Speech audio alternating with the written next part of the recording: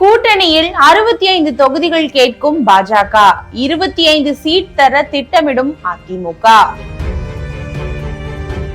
தமிழக சட்டப்பேரவை தேர்தலில் 65 தொகுதிகள் கேட்கும் பாஜகவுக்கு 25 தொகுதிகள் கொடுத்து சமாதானப்படுத்த அதிமுக திட்டமிடுவதாக தகவல் வெளியாகியுள்ளது.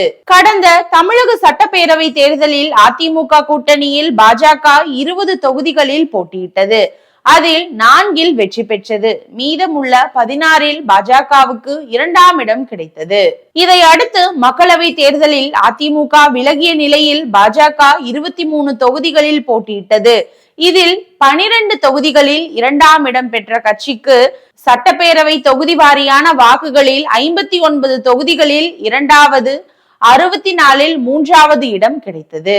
இவற்றை முன்னிறுத்தி பாஜகவின் தேசிய தலைமை அதிமுகவிடம் 65 தொகுதிகள் கேட்டுள்ளது.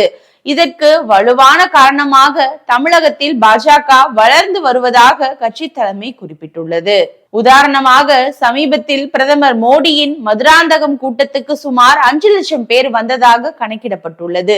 இதில் பாஜகவினர் மட்டும் சுமார் 3 லட்சம் என்பது தங்கள் கட்சியின் அபரிமிதமான வளர்ச்சியை காட்டுவதாக தலைமை வாதிடுகிறது.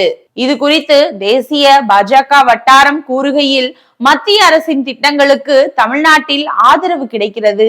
முக்கியமாக விவசாயிகளுக்கு கிசான் சம்மான் யோஜனாவில் 6000 ரூபாய் நேரடியாக வங்கி கணக்கில் செலுத்தப்படுவதற்கு முக்கிய ஆதரவு உள்ளது. அதிமுக தரப்பில் எங்களுக்கு இதுவரை அதிகாரப்பூர்வமாக பதில் அளிக்கவில்லை. எங்களிடம் நட்பு ரீதியாக பேசும் அதிமுக முக்கிய தலைவர்கள் மூலம் தகவல் பரிமாறப்படுகிறது. இதில் கடந்த தேர்தலை விட சற்று அதிகமாக 25 தொகுதிகளை ஒதுக்க அதிமுக விரும்புவதாக தெரிகிறது. ஆனால் குறைந்தது 35 முதல் 45 வரை அளிக்க அதிமுகவிடம் பாஜக வலியுறுத்துகிறது.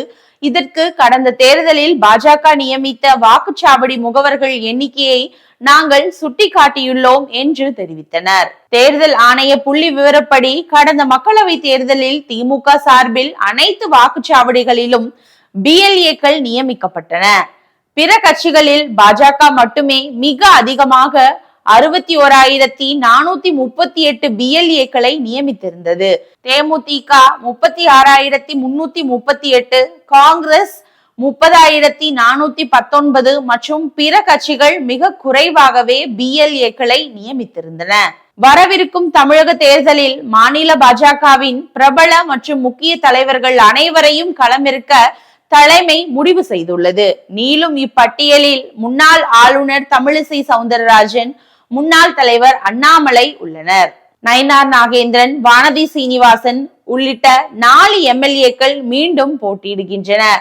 இவர்களுடன் பிற பிரபலங்களான பொதுச் செயலாளர் ராமு சீனிவாசன், மாநில செயலாளர் வினோத் செல்வம், செய்தி தொடர்பாளர் நாராயணன் திருப்பதி, ஆன்மீக பிரிவின் தலைவர் M நாச்சியப்பன் ஆகியோர் இடம்பெற்றுள்ளனர். SG சூர்யா, குஷ்பு, பொன்னார், KT ராகவன் உள்ளிட்டோரும் இப்பட்டியலில் இடம்பெற்றுள்ளனர். இவர்களை தவிர கல்வியாளர்கள், தமிழ் அறிஞர்கள், ஓய்வு பெற்ற அதிகாரிகள் என சில பிரபலங்களையும் களமிறக்க பாஜக திட்டமிட்டிருக்கிறது.